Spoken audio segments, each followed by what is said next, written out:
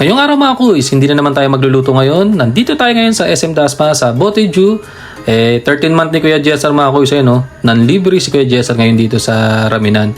Bukod sa ramen, may mga iba-iba pa sila dito mga Japanese food mga kuys, katulad ng mga sushi.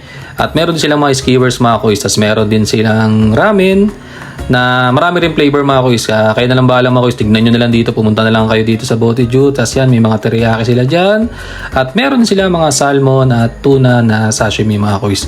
Sobrang fresh mga kuys, talaga namang kala mo bagong huli talaga na binigay sa'yo. Kasi mga kuys, may 50% off sila dito, may mga promo sila dito. Tapos pagka naka 2,000 ka, kung di ako nagkakamali, malilas ka ng 500 pesos. Kaya kung marami kayo mga kuys, try nyo to, sobrang authentic naman mga kuys. Since 1946 pa sila, hindi ko alam kung dito lang sila sa Pilipinas or baka sa Japan nagsimula at nagtayo sila dito sa Pilipinas mga kuys.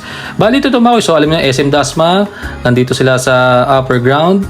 Tapos yan mga kuys, na nandito sila sa may bandang katabi ng Kenny Rogers, kung di ako nagkakamali mga kuys. Tapos dito, makikita mo agad sa unang pasok pa lang, makikita mo yung kusina nila.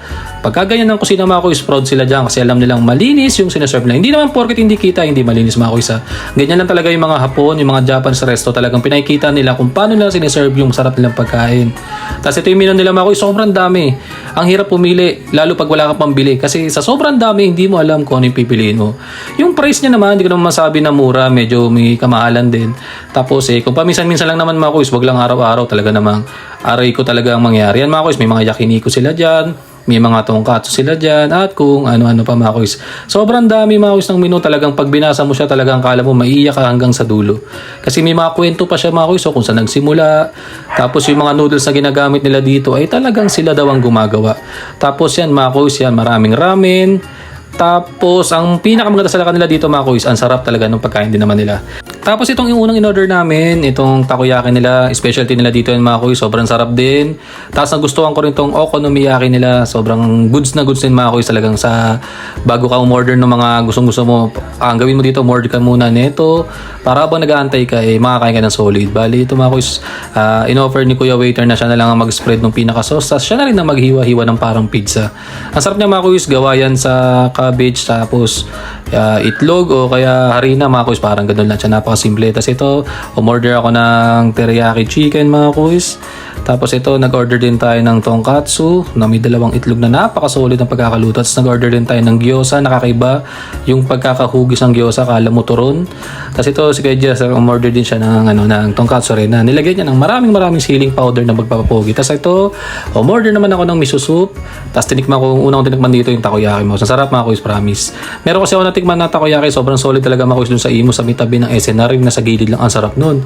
Tapos itong okonomiyaki nila mga kuys, medyo may kakaiba kasi meron siyang bacon or manipis na hiwa ng baboy. Kasi usually natitikman ko talagang puro gulay na repolyo lang eh.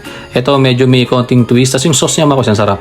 Hindi siya sobrang tamis, tapos sobrang rich ng flavor. Wow, rich flavor ng mga kuys. Tapos yan, ito yung sinasabi ko sa inyo na meron siyang konting liempo na sobrang nipis. Tapos mga kuys, ito, nag-order ako ng miso soup. Ang sarap din mga kuys. Matik yan, mainit. Tapos ang sarap ng seaweed nila, tsaka yung maliliit na tofu. Bagay na bagay mga kuys. Talagang yung kalamnan mo na nilalamig mga kuys, talaga namang mapapainit itong miso soup na to.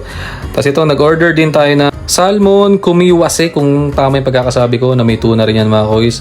Para madaling tindihin mga kuys, salmon na nilagyan ng kanin sa ilalim. Tapos may mga roll siya na salmon din na may avocado. Tapos matik yan, maglagay tayo ng wasabi yan na medyo siling pampapogi lang mga kuys.